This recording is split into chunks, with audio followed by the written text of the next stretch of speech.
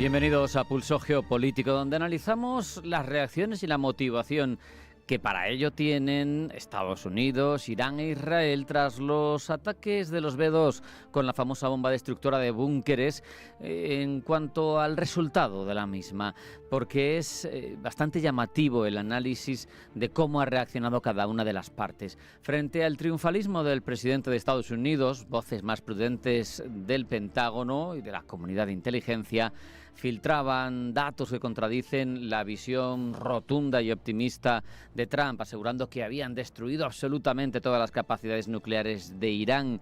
Buena parte para el Pentágono de la infraestructura nuclear iraní habría sobrevivido al bombardeo. Desde Tel Aviv, mientras, se asegura que los ataques han sido útiles, se aprecian, pero solo hasta cierto punto.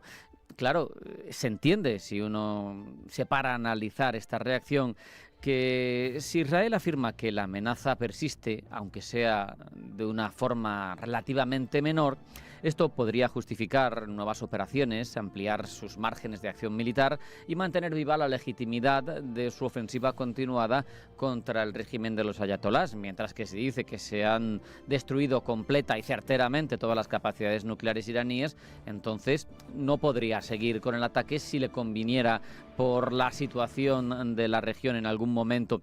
En medio de todo esto, Irán guarda silencio, un silencio que también dice mucho porque hay un relato oficial de propaganda que insiste en que los ataques no han debilitado su soberanía y que el programa nuclear, insisten desde la propaganda de uso pacífico, sigue avanzando.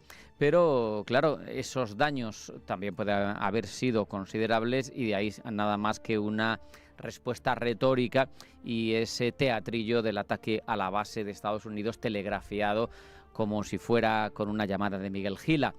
Todo ese juego de declaraciones, de silencios, de versiones contradictorias, incluso viniendo desde el mismo bando, nos lleva a una cuestión más profunda. ¿Cómo sabemos realmente lo que pasa en una guerra, en un ataque clave como este? Lo que estamos viendo con este ataque es en muchos sentidos un ejemplo clásico de la guerra como narrativa. Trump, por su parte, es evidente, necesita en este ámbito una victoria rápida, visible, de gran impacto, con la que llegar, por ejemplo, a la cumbre de La Haya y decir yo ya he solucionado lo que estaba sucediendo en Oriente Medio entre Israel y también, por la otra parte, Irán, con lo caliente que estaba, con la evolución que había tenido, y yo he sido el pacificador, lo he conseguido.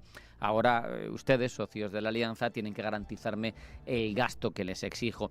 Por otro lado, el Pentágono tiene unos criterios y unas prioridades completamente distintos.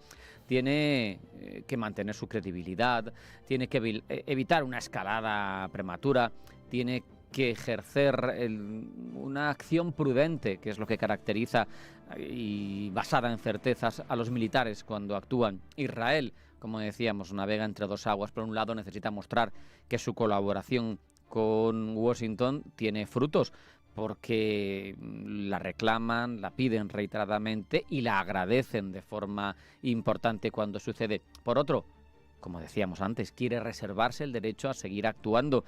Luego, en Irán, la teocracia chiita, admitir que su infraestructura ha sido severamente dañada sería un paso de reconocimiento de una debilidad que no le conviene a nivel ni interno ni internacional. Pero, por otro lado, si no reconoce y sí ha habido daños importantes, se dañaría su credibilidad interna y ese equilibrio entre silencio y reafirmación sufriría en un momento en el que sabemos tampoco la sintonía entre el régimen y un país de prácticamente 90 millones de habitantes con una gran población joven y no vinculada en exceso a ese régimen teocrático también generaría tensiones. El hecho es que la guerra moderna, lo sabemos, lo repetimos, a menudo no se libra solo en el campo de batalla.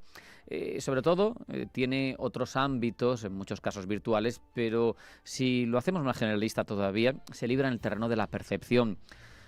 Una percepción en la que a veces tenemos ejemplos de manipulación evidente, en otras de sutileza, de casi invisibilidad en cómo nos manipulan, pero da la sensación de que siempre hay un componente de manipulación en el que, en el punto en el que estamos de desarrollo de las tecnologías y de la geopolítica, cada vez resulta más difícil, incluso para opinión pública avezada, interesada, informada, discernir qué es verdad y qué no.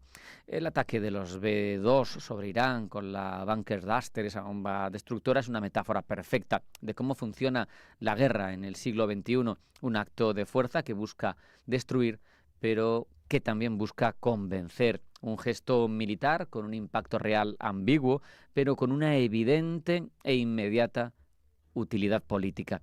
Tal vez esa sea la lección más importante, a la vez dura. En el teatro de la guerra, la verdad es muchas veces el primer objetivo en caer. Los ciudadanos, tanto en Irán como en Israel, en Estados Unidos o en cualquier parte del mundo, terminan consumiendo versiones diseñadas para sostener agendas políticas, no para informar, no para contar la verdad. Las consecuencias reales se desarrollan muchas veces en la trastienda, sometidas a los cimientos de la propaganda, las medias verdades, las mentiras directas.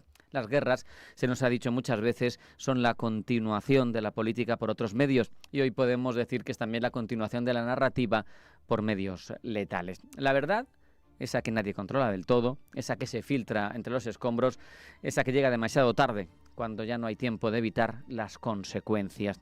Como con la mentira confesa de las armas de destrucción masiva que nos vendió Estados Unidos en torno a Irak para justificar esa presencia de sus soldados en el territorio.